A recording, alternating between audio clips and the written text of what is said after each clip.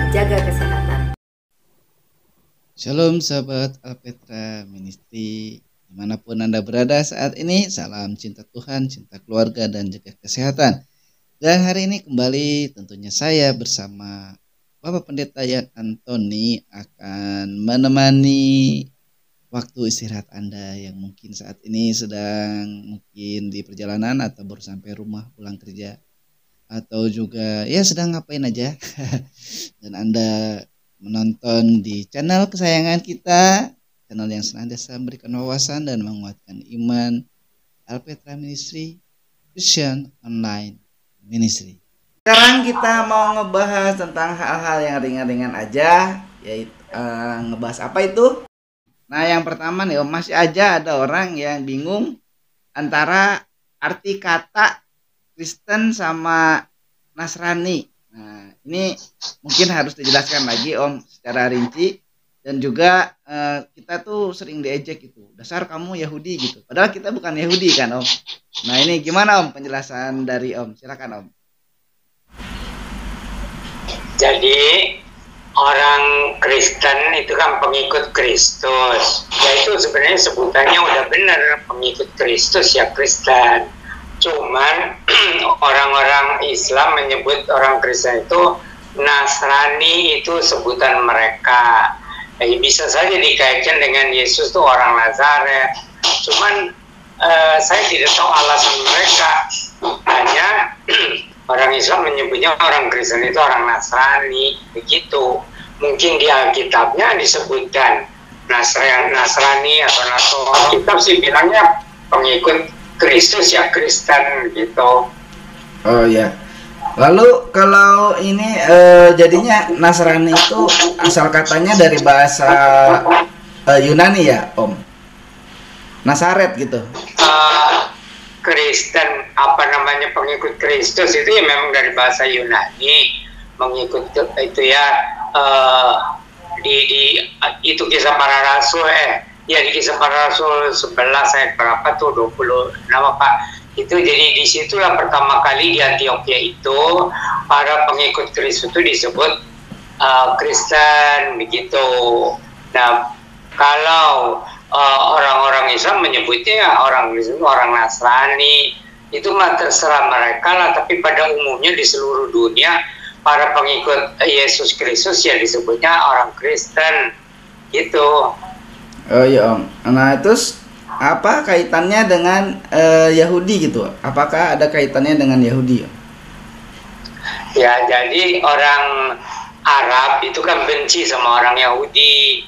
Jadi itu dibawa-bawa kepada orang Islam di seluruh dunia seolah-olah membenci orang Yahudi karena ada perebutan tanah di sana. Tanah perjanjian Israel di Palestina itu jadi rebutan karena dulu orang-orang Israel itu pernah lari tercerai-berai di seluruh dunia. Lalu yang menempati itu orang-orang Arab yang kebanyakan beragama Islam. Tapi kemudian sesuai dengan nubuatan Alkitab, menjelang kedatangan Tuhan Yesus itu, maka orang-orang Israel akan balik ke tanah kelahirannya. Jadi banyak sekali orang-orang Yahudi mau pulang kembali ke tanah Palestina. Meskipun jauh lebih banyak orang Israel itu atau orang Yahudi itu di luar, ada di Amerika banyak kan, tapi di seluruh dunia. Nah jadinya akhirnya sesudah kembali ke Palestina rebutan, di sana sudah ada yang menduduki, itu orang-orang Arab dan kebanyakan itu beragama Islam. Sebenarnya sih itu bukan masalah agama, itu masalah tanah gitu. Jadi itu kan memang tanah perjanjian. Jadi Tuhan Allah dalam perjanjian lama menjanjikan tanah Palestina itu kepada keturunan Abraham, Ishak, Yakub yang disebut Israel itu.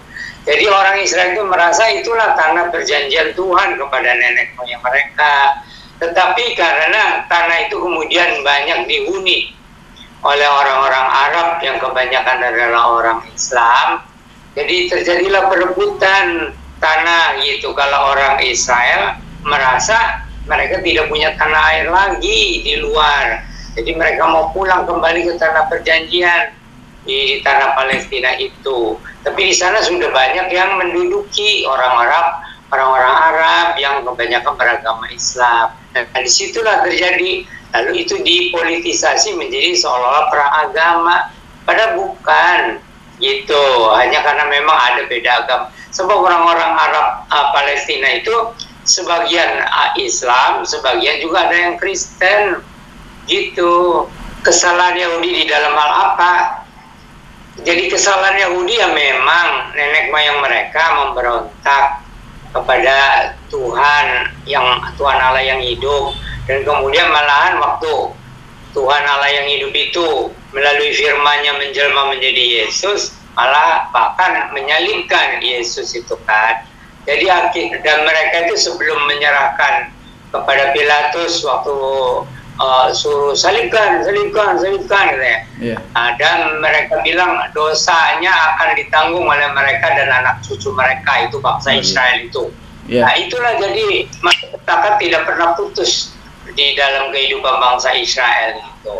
Itu salah mereka sendiri kok menyalibkan juru selamat yang dijanjikan bagi mereka yang disebut Mesias itu. Itulah kenyataannya dari bangsa Israel itu tidak pernah lepas dari penderitaan gitu ya, dan bahkan pembunuhan terhadap orang Israel gitu. Iya Om. Oke Om. Ya jadi itu sebetulnya mungkin bisa dikatakan ada nuansa politik dan juga ada nuansa yang lain ya, kalau sampai ke sana gitu ya. Ya, jadi kalau dilihat dari teologis itu mereka berdosa kepada Tuhan Allah mereka dan juga menyalibkan Mesias yang dijanjikan itu. Tetapi kalau secara politik ya memang juga karena itu rebutan tanah gitu, orang Israel atau orang Yahudi itu, karena yang dominan kan suku Yehuda maka disebutnya Yahudi. Dan mereka pikir mereka tidak punya tanah air lagi, di mana-mana dibenci, diusir orang-orang Yahudi itu, maka mereka mau pulang ke tanah perjanjian Tuhan kepada nenek moyang mereka. Itu jadi memang itu kan tanah Palestina dijanjikan kepada Abraham, Ishak, Yakub ya, Israel itu.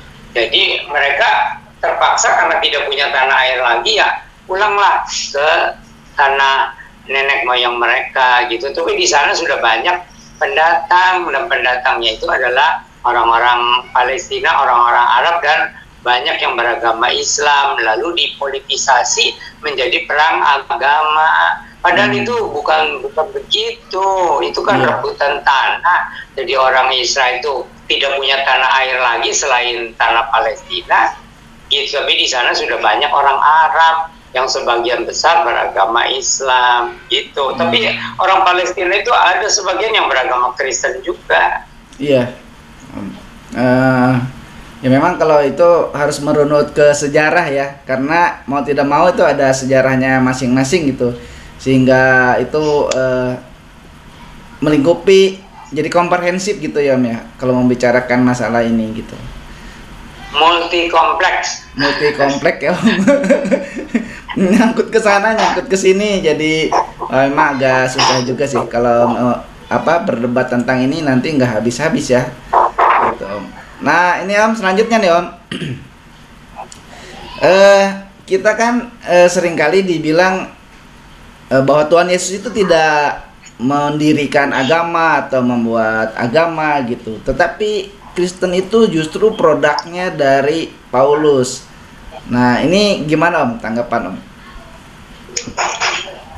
Jadi Yesus itu datang untuk menyempurnakan perjanjian Allah kepada bangsa Israel. Tapi kalau tadinya khusus untuk bangsa Israel, tapi kemudian terbuka kepada bangsa-bangsa di luar Israel, karena justru umat pilihannya yang menyalibkan Mesias itu. Jadi karena mereka menyalibkan Mesias yang dijanjikan, maka terbukalah keselamatan bagi segala bangsa. Begitu mulainya. Jadi ternyata memang dari rencana Allah bahwa Allah itu mengasihi segala bangsa. Hanya dulu Israel itu umat pilihan, tapi umat pilihan itu malah menyalibkan juru selamat yang dijanjikan. Maka Allah membuka pintu keselamatan bagi bangsa-bangsa lain selain dari bangsa Israel. Kenapa kok bisa sampai ada orang yang menyimpulkan bahwa Oke, kita akui ya Tuhan Yesus tidak menciptakan agama atau membuat agama. Tetapi bagaimana orang bisa menyimpulkan bahwa Paulus yang menciptakan agama Kristen? Ya, sebenarnya kan agama Kristen artinya pengikut Kristus ya. Cuman untuk pertama kalinya para pengikut Kristus itu disebut Kristen itu dari pelayanan Rasul Paulus dan Barnabas di Antioquia gitu. Tadinya orang yang percaya pada Tuhan Yesus Kristus itu bisa disebut Nazaren, bisa disebut jalan Tuhan gitu. Tapi di Antioquia itu dalam pelayanan Paulus dan Barnabas yang diberkati Tuhan, banyak orang percaya pada Tuhan Yesus, maka jadi para pengikut Kristus itu disebutnya Kristen itu di Antioquia. Iya ya Om, di Kisah Para Rasul itu ya Om ya, bahwa untuk pertama kalinya orang yang percaya Kristus itu disebut Kristen, karena artinya tadi dari awal Om jelaskan Kristen itu artinya murid Kristus itu ya.